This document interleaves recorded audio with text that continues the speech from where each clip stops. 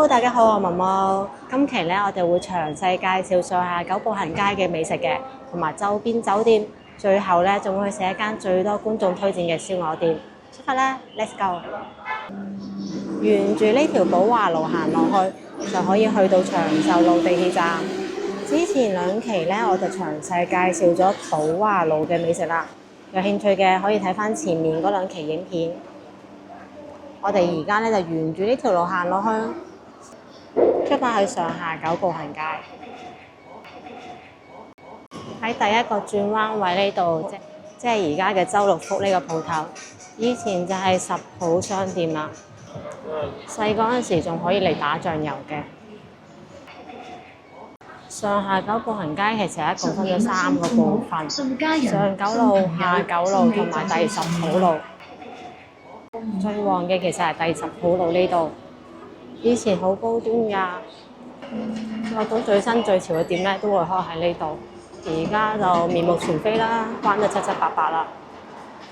呢間咧係重新裝修過之後嘅陶陶居，依家嘅後生仔都好中意嚟食陶陶居㗎。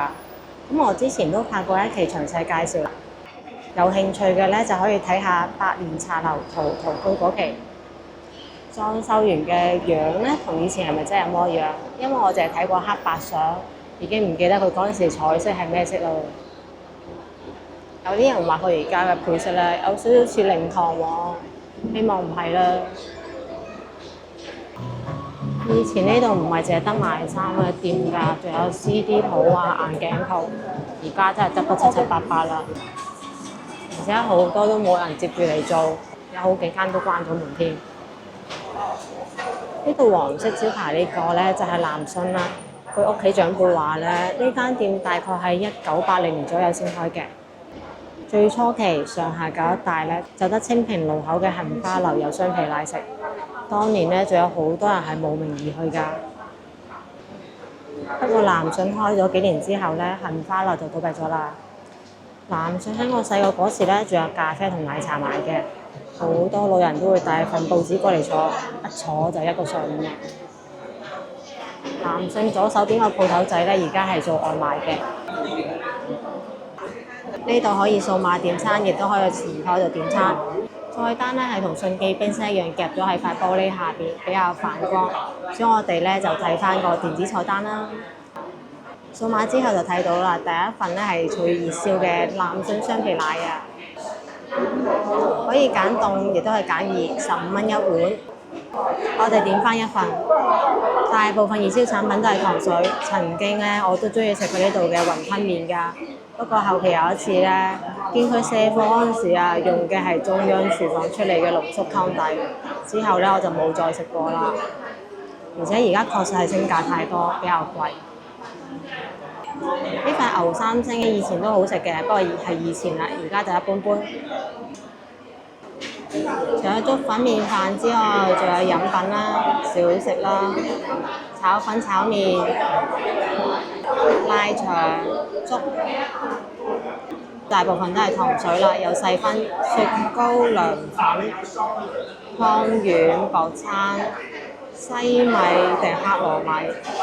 主要咧都係做糖水嘅，種類多。咁菜單睇到呢度啦，我哋就要咗一碗雙皮奶，俾錢落單。咁呢碗雙皮奶咧係15蚊嘅。雙皮奶顧名思義咧係有2層皮㗎，咁2層咧都喺表面。要嘅咧就係呢種厚奶皮嘅感覺。拋開少少俾你睇下，見唔見？食落去咧，上面呢層反而係最滑㗎。咁我哋就開始食啦。雙皮奶可以喺屋企度自己製，不過咧就要有少少技巧。如果唔係，好容易就冇2層奶皮嘅感覺㗎。篤落去面頭嗰度咧係會有少少紋路、皺皺地嘅，下邊咧就好似啫喱咁樣，好 Q 彈嘅感覺，睇得出係嫩滑嗰種質地㗎。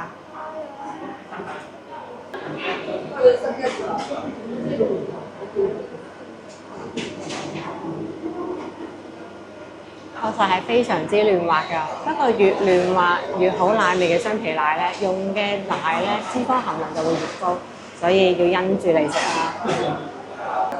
嫩滑奶味濃郁，又唔會太甜。佢用嘅咧係水牛奶，雖然價格對於以前嚟講已經翻咗幾個倍數啦。男信咧係有搭台習慣嘅喎，如果唔中意嘅話咧，建議就三思啦。男信呢款雙皮奶嘅口味咧，就更加適合廣州人，冇咁甜啦。順德大良嘅雙皮奶咧，實在係太甜啦，一啖起兩啖止，好食係好食嘅，但係最後咧就會甜到崩潰。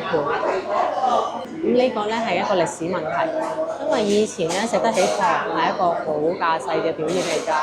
順德人咧自古有錢，所以佢哋啲糖水咧全部都會偏甜㗎。刮完碗，最後一啖食完，我哋就繼續去逛街啦。南信出嚟咧，對面就有間秀麗民間首飾廠啦。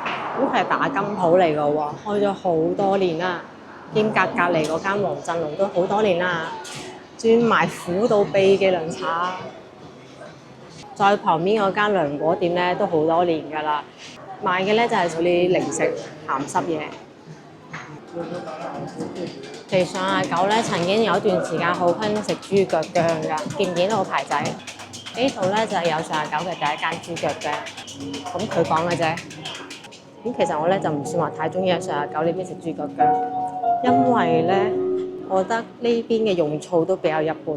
嗱就呢間啦，娟姐豬腳薑，好多遊客中意嚟食嘅店，我個人係唔推薦嘅，用嘅醋比較一般。呢個咧就話一直都冇洗過嘅豬腳薑煲啊！嗰層膠你覺得係咪真係未洗過咧？行過咗豬腳薑條巷仔咧，就嚟到咗蓮香樓啦。蓮香樓最初期係因為旁邊嗰條連燈巷，所以叫做蓮香樓嘅。冇草花頭嘅蓮。咁清朝時期有一個叫做陳元岳嘅美食家兼翰林大學士，喺食完咗蓮香樓嘅蓮蓉之後咧，就提咗蓮香樓呢三個字啦。仲建議佢改名成而家呢個蓮香樓，有草花頭呢一個。咁值得一提嘅咧係石灣肉冰燒都係呢個最識食嘅翰林大學士創製㗎。不過可惜嘅係最初期蓮香樓嗰個招牌咧，就喺動盪嗰10年度被毀。期間咧仲改名過為豐星樓。佢而家咧係有做兩市涼茶嘅，最推薦嘅咧係佢嘅早茶市，而且盡早啊，有幾款點心好食，但係亦都好搶手，嚟遲一陣都冇啊！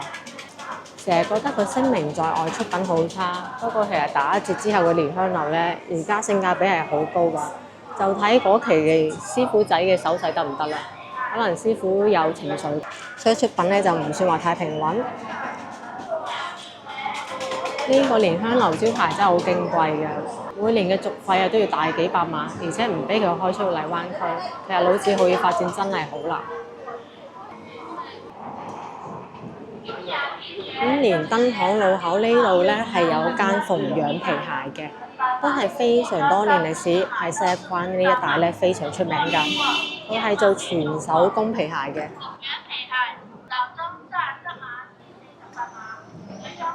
至於呢條巷咧就係連燈巷啦，喺民國時期入邊仲有一間七日香嘅生產工廠，係做香水同護膚品嘅。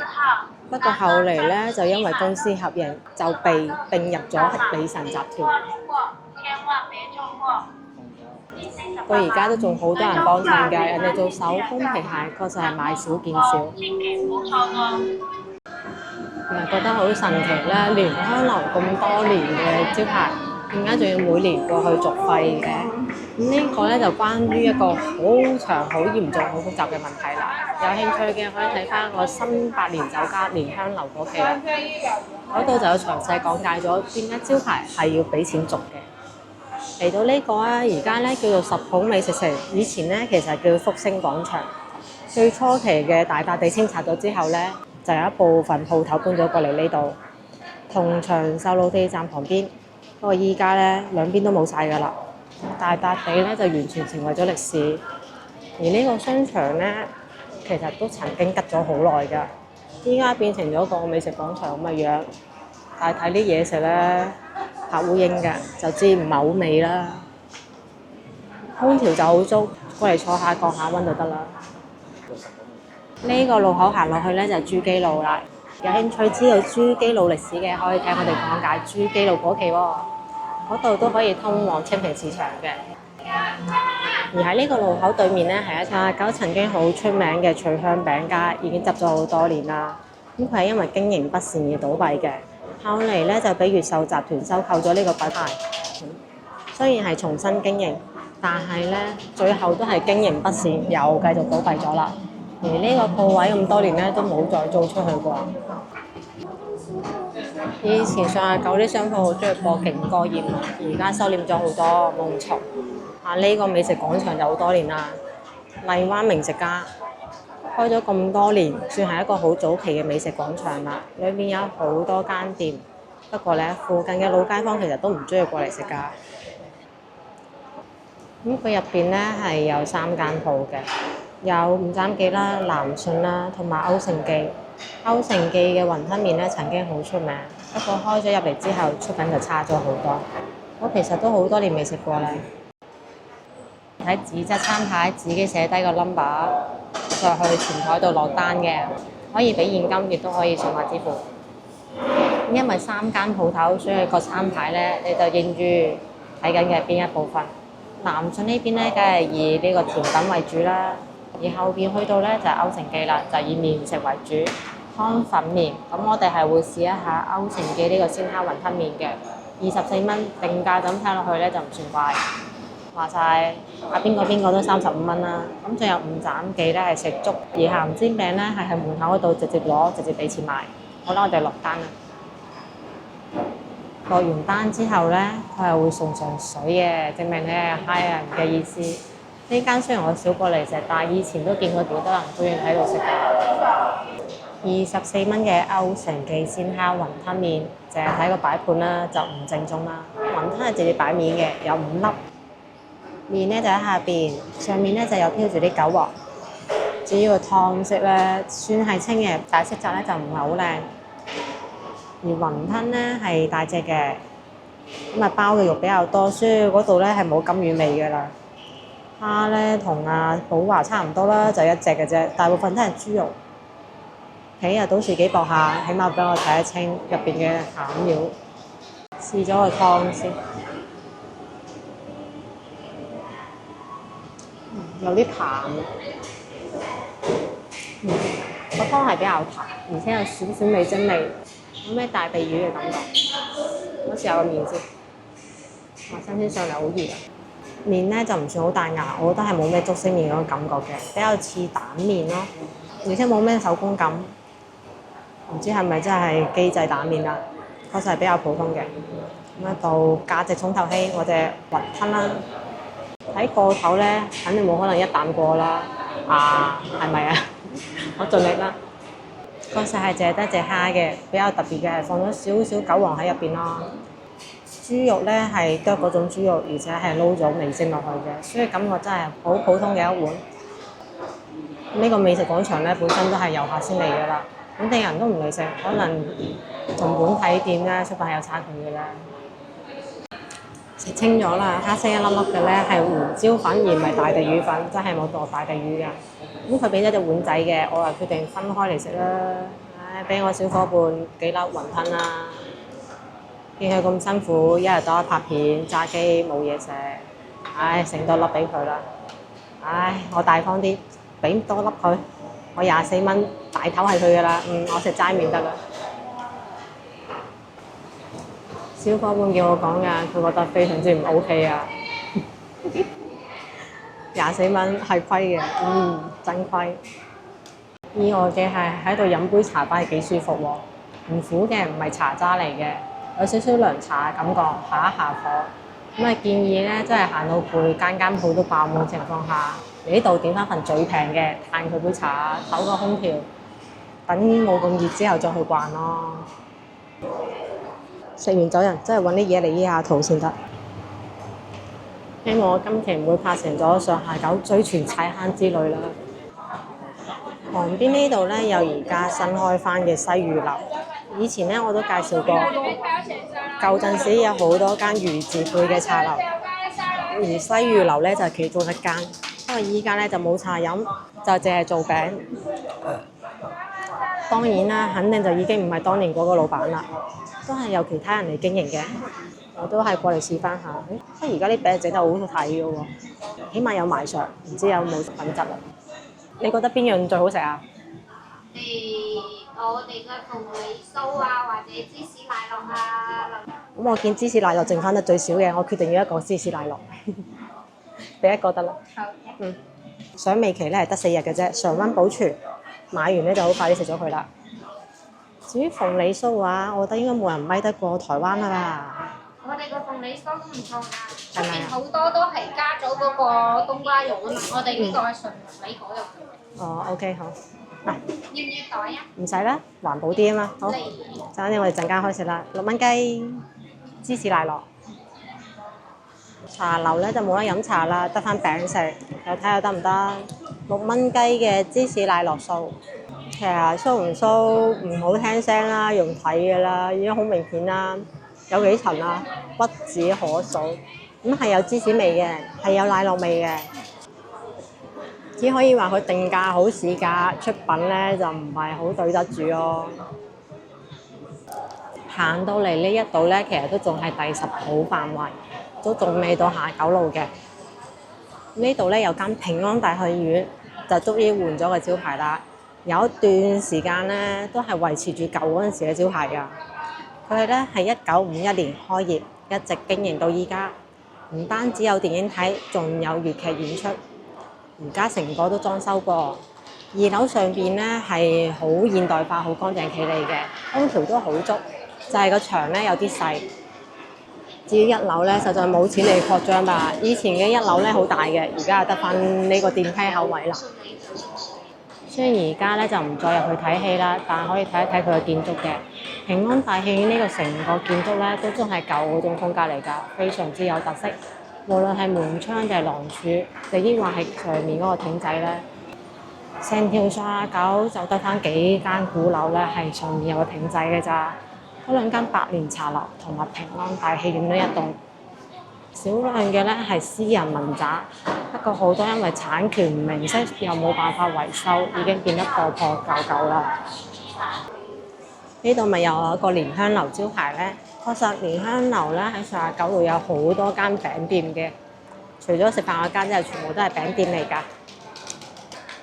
而喺蓮香樓嘅前面少少，即係 N 字呢個鋪位咧，以前咧係有一間超級好食嘅牛雜鋪㗎，叫做林林牛雜。後嚟咧2代接手咗之後，就搬咗去對面馬路。之後咧就越做越難食，最後終於俾佢做到執咗笠啦。呢度本身咧係最早期嘅清平飯店，以前就係呢個位置啦。清平飯店依家咧就喺陳家祠地鐵站旁邊重新開業，咁我都去拍過一期啦。有興趣嘅又可以睇睇嗰期嘅影片。咁而家呢度咧係作為美食廣場嘅，更加多人行入嚟咧係為咗住後邊嗰間酒店。以前10號假日酒店嘅，而家咧係改名為10號 Voco 酒店，依然都係屬於洲際旗下嘅酒店。2015年嗰陣時裝修過，喺上下九步行街正街呢度，附近有好多老字號可以食，係上下九步行街最好嘅酒店啦。不過既然係最好嘅選擇，價格係會有啲偏貴嘅，平日咧都要成700蚊一晚。大房咧都有成30個方大嘅，有窗，住起身係舒服，就係價格有啲貴咯。不過缺點咧就係無論距離長壽路、黃沙，抑或係華林寺地鐵站，都有成800米嘅距離嘅，打車唔算太方便，唔適合太多行李或者係行動不便嘅觀眾咯。不過優點咧就係喺各個景點嘅中間，樓下咧就係步行街啦。距離沙面島、永慶坊都係嗰幾百米，可以步行過去。而家咧就轉翻咗出嚟，繼續行上下九步行街。以前信華書店嘅呢個鋪位咧，其實就係西寓樓茶樓嘅舊址。可惜啊，而家連新華書店都做唔落去啦。穿過呢條馬路之後，就係下九路嘅部分啦。而呢間裝緊修嘅咧就係廣州酒家，裝咗修好耐啦。等佢重新開業啦，我一定會過嚟拍俾大家睇嘅。其實以前路口位呢度呢個鋪位咧係有間叫做人人歡嘅店嘅，係好多80後、90後老西關嘅回憶。而家咧就行完咗第10甫路啦，轉彎過嚟18甫北路。呢度咧有一間潮萬酒店。潮萬酒店咧就比較新，係2021年先開業嘅。咁佢就喺阿 Water 嘅隔離，所以所有嘅位置優缺點咧都係一樣嘅。但係佢咧就屬於中低檔，300蚊左右咧就有交易啦。缺點咧係大部分房型都係冇窗㗎。沿住呢條路一直行落去咧，就會見到竹升麵店，係我好中意食嘅一間竹升麵店。不過咧就只有竹升麵係好食嘅，所以建議點最簡單嘅豬油撈麵或者係薑葱撈麵就得啦。逢週末過節咧，分分鐘係要排隊㗎。而繼續沿住18甫南路行落去，嚟到呢個路口左轉就可以見到有聯菜館啦。佢咧係初期嘅清平飯店結業之後，由原班員工過嚟開嘅。如往右邊呢個方向一直行咧，係可以見到永興燒臘鋪㗎，每日都會大排長龍。我認為佢嘅花叉係廣州前幾嘅水平啊！咁啊，燒鵝都好好食嘅。有興趣嘅就可以睇翻燒鵝推薦嗰期影片啦。一陣咧，我都會帶大家去食一間最多觀眾推薦嘅燒鵝店嘅。我哋翻返嚟廣州酒家呢度，進入下九路嘅範圍。下九路呢度一入嚟咧，就有一間皇上皇。我最中意食嘅就係皇上皇嘅南美。呢間店咧有更加多嘅品種可以揀，而淘寶買嘅咧選擇就會少一啲，但係咧就會更加平一啲。喺廣州度買臘味，除咗皇上皇之外，仲可以選擇嘅係滄州斬。下九路就以賣服裝為主，以前都係嘅，因為呢度有間好出名嘅商店啊。而家都有唔少嘅品牌，例如以純啦、361啦，雖然都係啲國產牌子，但係以前做嘅品牌咧就高端好多。金鋪都集中喺下九路呢度㗎，開翻咗唔少鋪頭，比特殊時期啱過去嗰陣時算繁榮咗㗎啦，但係同最繁榮嗰陣時都係冇得比嘅。而家無論幾時都可以打橫行。呢度啲鋪租咧，據聞一個街鋪係要10萬一個月㗎，唔知而家冷清咗咁多，有冇跌價啦？反正買嘅就好平啊，鞋又話60蚊一對，衫就話99蚊2件，中嗰10萬仲捱得過咩？以前嘅高端鋪頭咧，而家就剩翻呢一間啦。虎兒商店1956年成立，係建國初期廣州3大百貨之一。而家咧係屬於廣百旗下嘅商店，門面咧亦都洗咗好多，就得翻一少少啊！咁以前係幾個大鋪位嘅，隔離嘅麗都酒家咧都結業咗好耐啦。不過咧，佢就重新開咗一間叫新麗都嘅酒家喺附近，可能真係上下九呢度鋪租太貴啦。但呢邊咧就嘈好多。無論食店定係金鋪啊，都哇哇嘈㗎，所以揾個人出嚟咧，唔係拍手掌就係叫賣。最大嘅變化應該係佢而家起晒啲麻石出嚟㗎，成條上下九步行街一嚿麻石都冇㗎。咁啊推車仔啊嗰啲咧就會安靜一啲。不過咧就真係一啲古舊嘅感覺都冇啦。但係呢啲歷史位置咧就標得清晰咗咯。呢度咧係西來古岸。不過呢嚿石碑咧，上次就揾過啦，本身係喺東急旁邊嘅，而家就好正咁樣鑲咗佢喺呢度，一條巷仔度。咁西來古岸咧，即係白窩上岸嘅地方，因為以前呢個位置咧其實係碼頭嚟嘅，一路沖積一路填平，先多咗咁多土地出嚟。歷史文化底蘊咧係好深厚嘅。如果對古建築感興趣嘅，可以睇翻我哋上下九古建築嗰期。呢度咁大隻字嘅東急，有冇記憶呢？係80後、90後以前好中意玩嘅商場，依家嘅整體格局都冇乜變化㗎。鋪頭仔細細嗰陣時，好多人過嚟創業㗎。東金嘅對面咧就係大名鼎鼎嘅荔灣廣場，喺世界上擁有最多都市傳說嘅商場啊！而喺荔灣廣場嘅呢個方向行落去就係上九路啦。咁除咗一間銀記之外咧，就已經冇咩食肆㗎啦，所以我哋就唔行過去啦。咁荔灣廣場呢4個字咧，其實已經換過啦，唔係最初期嗰個。咁荔灣廣場咧分咗2個區，依家呢度咧係南門，所以入去咧就係南區。以前唯一旺場嘅必勝客咧就已經執咗啦，變成咗明朝酒家，做嘅係特價菜，價格雖然唔貴，但係裝修實在有啲陰陰暗暗。依家嘅鋪頭無論邊一層，大部分都係以玉石為主㗎，連嗰間老舊嘅七仔咧都已經執埋啦。咁我哋啲商場咧，無論發生過咩故事咧，都唔會整個網喺度㗎喎。所以之前商場整個網喺度，係咪同呢類型嘅故事有關咧？咁啊，日頭行喺度都係好安全嘅，起碼燈火通明，一啲都唔陰暗咯。佢呢度仲要每層樓都有洗手間喎，實在亦頂唔順啦，可以過嚟借一借個廁所嘅。不過咧就淨係得踎廁冇坐廁嘅喎，你又夠唔夠膽用啊？一直都有好多都市傳說嘅喎，唉，呢座樓精彩啊！而家咧我哋就嚟到咗中心區域，而穿過咗呢個中心區域咧就可以去到北區㗎啦。中心廣場呢度有個噴水池嘅，不過因為經營不善啦，好多年冇見佢開過㗎啦。以前其實呢個樓盤係屬於高檔樓盤嚟㗎，但係連樓盤嘅設計啊，都俾人指出咗好多謎團啊！唔知係咪因為咁樣咧？而齊齊都擁有咗好多都市傳說啦。但而家我哋咧就嚟到咗北區啦。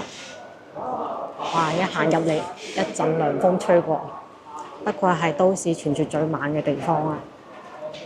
所以而家咪全部都賣玉石嘅，據說咧係有鎮壓嘅作用啊，所以先做翻旺個場咋。你覺得直播帶貨有鎮壓作用啊，定真係玉石有鎮壓作用啊啦？成日都有啲網紅小姐姐過嚟開石啊、扮採購嘅喎，咁啊睇直播嗰時咧就唔好唔上路啦。自己過嚟睇啊！我哋依家咧就準備要穿過成個荔灣廣場。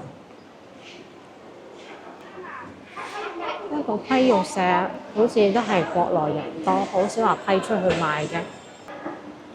唔似得手機零配件同埋衫，好多都係非洲有人批出去賣嘅。咁我哋而家咧就離開荔灣廣場啦。對面係華林寺地鐵站 B 出口，呢度咧係全廣東最大嘅玉器批發市場。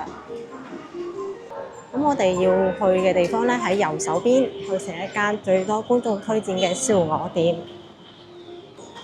玉石雖然唔係喺廣東產，但因為作為商都，好多時候咧係啲貨運晒過嚟廣州呢度再批翻出去，因為攞嘅量大啊，就有議價能力。所以分分鐘咧俾本地嘅劈。咁呢條路咧一直都係好多金鋪嘅。舊陣時咧，長輩就好中意拎金過嚟打㗎啦。咁啊換下款式啊嘛，好過你而家直接去金鋪買一件啦，下下齋個手工費咧都大幾百啦。咁除咗打金之外咧，呢度仲係收黃金㗎喎。雖然唔係當鋪，咁係以當日金價平10蚊左右先會收嘅。除咗珠寶玉器呢啲高檔商店之外咧，仲有好多美髮鋪。緊跟潮流，而家好多都係假髮店啊！美髮產品都唔使點用，有時你話要買啲木竹盤啊，都可以喺呢邊揾到嘅。我呢邊啲飾品店啊，其實仲可以來圖訂製添啊！嚟到啦，觀眾推薦我哋食嘅陳仔，排個隊先，逢周二休息嘅。咁呢邊嘅脆皮燒鵝咧係65蚊一斤嘅，而明爐燒鴨咧係30蚊一斤。價格就黐咗喺塊玻璃上邊。俾一個下裝燒鵝。經過觀察，今日啲燒鵝唔肥，我決定要個下裝試試。如果睇到肥嘟嘟嘅話咧，就建議揀翻個上裝啦，因為下裝嘅油脂感會豐富一啲。如果隻鵝比較肥嗰陣時咧，驚太爆油。條叉燒滴汁好勁啊！我有睇某套港產片嘅感覺。冇嘅，肯定一邊咁多肉食係鎮得住啊嘛。燒鵝嗌頭頸定嗌隻翼？嗌個嘢咪貴啲嘅。嗌個翼。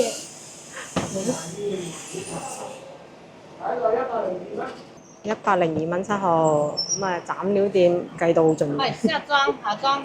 當然你到時俾現金嘅話，都會找齊俾你嘅。好，下裝燒鵝102蚊7號，搭到咗益嘅。只有話喺廣州呢個定價，人哋就係要約定俗成咁樣賴啲嘢之後先係呢個價格咯。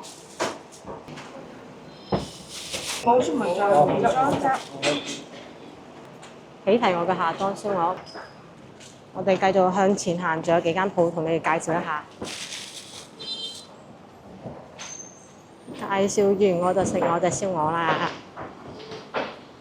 就喺呢條巷仔度，人哋門口都黐咗㗎啦。紅記粥粉麵，咁佢嘅白切雞好特別㗎，係搭咗黃芥末㗎。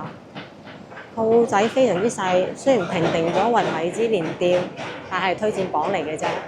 非常之老式、非常之舊嘅屋仔鋪，亦都係稱幾多俾幾多嘅。呢個真係成一個本地嘅街坊口味啦。巷口旁邊呢一間咧就堅記麵店，出名嘅咧係做長壽醫苦麵。紅記同埋堅記咧呢兩間店，我之前都拍咗一條影片嚟詳細介紹嘅。有興趣嘅就可以睇翻上下九府建築嗰期啦。除咗賣醫苦麵呢種咁老舊嘅麵類之外咧，佢仲係用稱嚟賣麵㗎。佢咧都係榮登咗米芝蓮幾期推薦榜㗎啦。亦都係老店，裝修比較一般，不過就好有人情味。以前呢度附近仲有間辦證中心，估計好多人等出證嗰陣時都喺呢度食過麵㗎。咁我哋而家係去食我嘅燒鵝先。102蚊7號嘅下裝燒鵝。咁襯仔出品咧，睇上去鵝皮非常之有光澤啊！咁啊皮下脂肪就唔多，但係盒底咧就油有啲多咯。咁啊切得比較大件嘅，真係大件，我見過切得最大件嘅燒鵝啦，有3隻手指咁闊嘅。你睇質量得唔得？哇！呢個好有汁水嘅喎，咁係有少少脂肪嘅，唔會話幫你抹乾淨嗰種嚟嘅。咁咪麵咧，嗰陣皮就唔會話好厚。睇上去好有光澤嘅，摸上手感咧就唔算話好脆，食落去口感如何咧？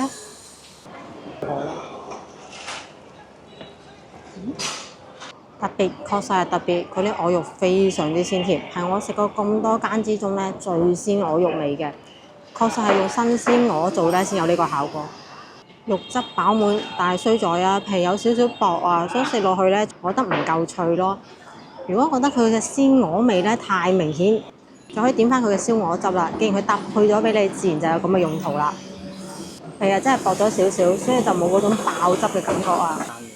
所以咧我就比較中意萬年嗰種啦，咬落去啪一聲，哇爆一陣油香出嚟，正啊！呢種咧係食鵝肉嘅鮮甜味嘅。